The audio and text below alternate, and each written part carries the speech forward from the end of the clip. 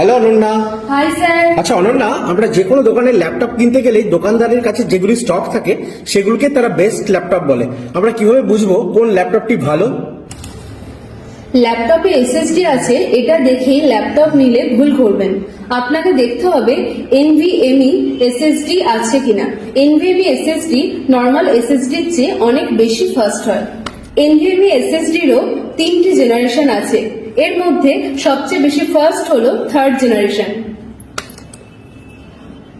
Laptop কেনার সময় শুধু i3, i5, i7 আর জেনারেশন দেখলেই হবে না, প্রসেসরের নামের শেষে কি আছে সেটাও দেখতে হবে। নামের শেষে পি এবং ইউ থাকলে বুঝতে হবে এটি ছাত্রদের জন্য এবং সাধারণ কাজের জন্য, আর শেষে যদি এইচ, এইচএস, এইচএক্স থাকে তাহলে বুঝতে হবে এটি গেমিং, এডিটিং এবং হেভি কাজের জন্য। ল্যাপটপের র্যাম শুধু বেশি নিলেই হবে না, দেখতে হবে র্যামটি কত মেগাহার্টজের। মিনিমাম 3200 মেগাহার্টজের বেশি র্যাম নিতে হবে।